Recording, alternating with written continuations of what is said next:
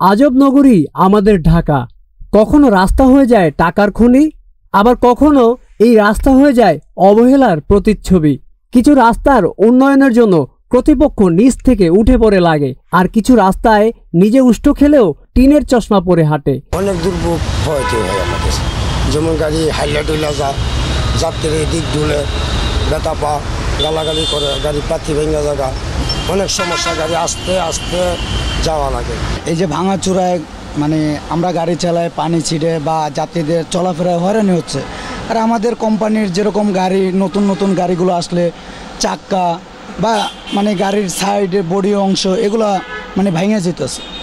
তো এইটাই একটা আমাদের জন্য হয়রানি। বা একটা গাড়ির সামনে টান দিলেও একটা রিক্সার অ্যাক্সিডেন্ট হইতে পারে বা একটা প্রাইভেট অ্যাক্সিডেন্ট হইতে পারে। এটা লং টাইম ধরে ভাঙা এই রাস্তাটা। আব্দুল্লাপুরের এই রাস্তা যেন মনে করিয়ে দেয় মাছ চাষের ঘেরের কথা। তবে এই রাস্তায় মাছ পালন করতে না পারলেও চরম ভোগান্তি লালন করে রেখেছে রাজু। আব্দুল্লাপুরের রাস্তা রয়েছে অনেক ভাঙ্গা। আপনার মনোজন গাড়ি এরকম হয়, একটা গাড়ি কিছুদিন আগে পল্টি খাইছে, একটা পিক আপ পল্টি খাইছে। আপনার ওই জায়গাতে গাড়ি আওয়ার মতন কোনো প্লেস না, যাওয়ার মতন কোনো প্লেস না, ঠিক আছে। পরে এই কারণে আমরা এই যে পলের মার্কেটে গাড়ি ঘুরাই, কিন্তু আমাদের রোড হয়েছে একদম আব্দুল্লাপুর পর্যন্ত। আমারই এক ছোট ভাই পরিবহন চালায়, ঠিক আছে, ডালে গাড়িটা রয়েছে। এখন আমাদের এই গাড়িগুলো কিন্তু হাওয়ার, হ্যাঁ। তো এই গাড়িগুলো যখন একটা ডালে থাকবে, সামনে একটা প্রাইভেট বা একটা রিক্সা থাকলে যখন আপনি সামনের দিকে নিতে নেবেন, তখনই কিন্তু একটা দুর্ঘটনার সম্মুখীন হয়। যেহেতু উঁচা নিচা বা এটা কিন্তু কম ভাঙাচোরা না, এটা এক প্রকারের কিন্তু আপনার ধরেন পুষ্কুনির মতো ভাঙাচোরা, হ্যাঁ। তো যাত্রীরাও যেরকম মানে দুর্ভোগ পোহাইতেছে, আমরাও ওরকম পোহাইতেছি। আমরা আসি এখানে খুব কেয়ারফুলভাবে, যে ভাঙ্গার কারণে হয়তো আমরা একটু আস্তে ধীরে আমরা পারাপার হই আর কি, ভাঙ্গাটা দিয়ে ওখান থেকে ওইটা কাজবাজ বা ঢালাই মালাই দিয়ে নিয়ন্ত্রণ করতে পারতো, তাহলে এটা মানে দুর্ঘটনা সম্ভাবনা থাকতো না আর কি। চোখের সামনেই রাস্তা শেষ হতে দেখলেও মনের চাকা যেন থেমেই রবে। হেঁটে যেতে মন চাইলেও হাঁটতে পারবেন না, আর গাড়িতে তো প্রশ্নই আসে না। এটাই হলো আব্দুল্লাপুরের ধান চাষের রাস্তা, যেখানে আপনি ধৈর্যের চরম পরীক্ষা দিতে পারবেন, কিন্তু সেই পরীক্ষায় আপনি কখনো পাশ করবেন না।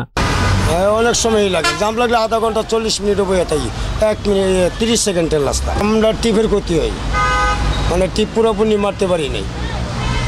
যে জায়গাতে 4টা টিপ মারতাম, 2টা 2.5টা টিপ মারতে পারি। দুর্ভোগ তো আর মানে বলে বোঝানো যায় না, এটা যে ফেস করে সে জানে। যেহেতু আমরা এই রাস্তায় দৈনিক আমাদের গাড়িটা 1-2বার ঢুকে, 1-2বার গাড়িটা ঢুকে। আপনি দেখেন ভার্সিটি পর্যন্ত কিন্তু আপনার সুইচ গেট ভার্সিটি পর্যন্ত রাস্তাটা ভাঙা।